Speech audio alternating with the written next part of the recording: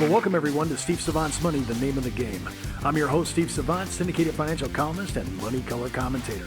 On today's show, your Medicare premiums are based on your income. Part 2 in our series on Maximizing Medicare with author, speaker, and nationally recognized Medicare expert, attorney Sylvia Gordon. Welcome to the show, Sylvia. Thank you. Sylvia, the first time I discovered this, and this is when I was turning 65, I was completely unaware and unprepared to jump from what I thought I was going to get, which was about $134.50. And the guy says, oh no, Steve, you have to pay $200 and whatever it was for yourself and in addition for your wife next year when she turns 65. Nobody knows this in the financial advisor community. Nobody has an awareness in the insurance agent community. And I can for sure tell you the consumer doesn't know. I want to answer this question because this is a debate out on the web. Maybe you can solve our question. How far back do they go to start the clock on your adjusted gross income to find out what you're going to pay for Medicare? 2 years. So 2 years. So what happens if my income drops off at 65? They're still going back 2 years to pick this up? It's based on your adjusted gross income from 2 years prior. However, if you've had major life changes, there is a form that you could appeal that and try to get that lowered. If you're watching this video and you want to make a comment or ask Sylvia a question on that issue alone, boy, that's a great out and exit plan. If you have a major change in your lifestyle, you might be able to save yourself some dollars. And if they'd like that form, they can ask me in the comments and I can email it to them if they give me their email. Okay. Now, when we're talking about this, I notice that most people, though, most of us are going to pay the regular, right now, present 2019 is $135.50 a month. Okay? That's present.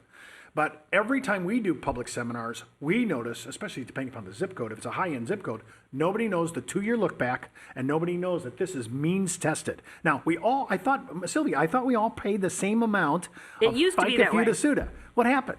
What happened is it finally got more fair. Everybody's always asking for fairness, you know, and I always tell my kids there's no such thing as fair. This got more fair. 10 years ago, the average person paid $100 a month, $104 a month.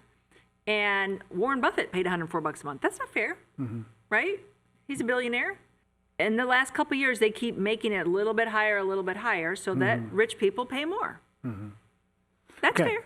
Okay, so we know we're paying more on my adjusted gross income. Now, to prep for this, there's some strategies here. I would think some planning strategies to try to blunt this AGI number. So let's drop back. If I'm 62 and I just heard about this, I want to sit down with my employer and see if there's any deferred compensation package or something I can do to blunt that number.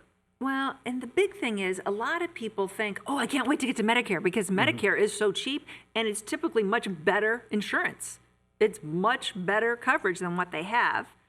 And the number that they know is what they hear from their sister and their bridge partner and they hear at church. And that person's income can be completely different than their income. So they hear it's only going to be $134, $136 a month for Medicare. They don't realize that that number could actually be $461 a month based on their income. And their Part D average in America is about $32, $33 a month. But since they're a high earner, it could be $110 a month, $111 a month. Let me split that up for a second. Okay, so we're talking about Medicare Part B payments, totally predicated on your adjusted gross income. It's going to look back 2 years. Same thing with the drugs? Yep. Part D? Yep. Okay, okay. Rich people pay more. They're going to pay not only $460, they're going to be paying 3 times the amount on the Part D. Right. And would that be forever? Or for when they finally roll into it's their normal... It's always based on your 2 years back. So it's rolling. Right. All right. So sooner or later, if I'm getting into my normal retirement income, I'm not taking anything from my employer. I've actually graduated, or in this case, retired. So sooner or later, whatever I settle on, that's the number it's going to be.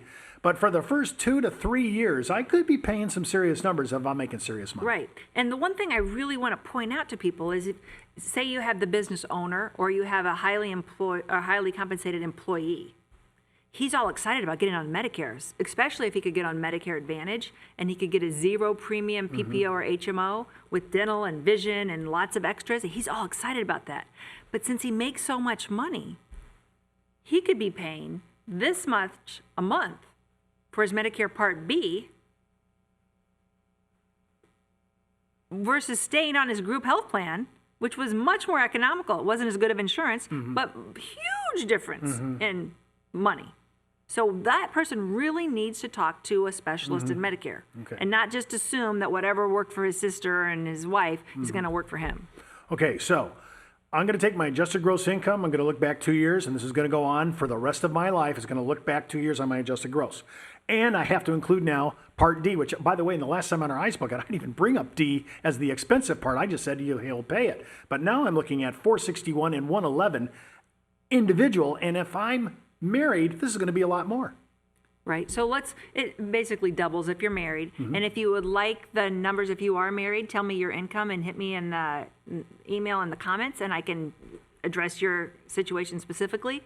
But this is the chart for 2019. And the interesting thing is, for the last couple years, it didn't go up this high. It only had 4 means tested brackets. They added 2 more this year, which makes me think maybe next year they keep adding and keep adding. So this stops right now, right here at $500,000, but maybe this goes to $1 million, and we just keep carving away at the really, really rich people. And they have the money, they can afford it. They don't like it, but you know, this is fair. Keep in mind the average person is going to pay $136 and $33 for their Part D, for the Part B and their Part D. And then if you make more, it goes up. Okay, so, and remember, I've talked about this before about prepping for this singular issue in Medicare alone. And so you'll want to be sitting down with your advisor or your insurance agent. And if they don't know what they're doing on this is something you can write me on, because this is very important to prep for your changes. And to me, you can write Sylvia.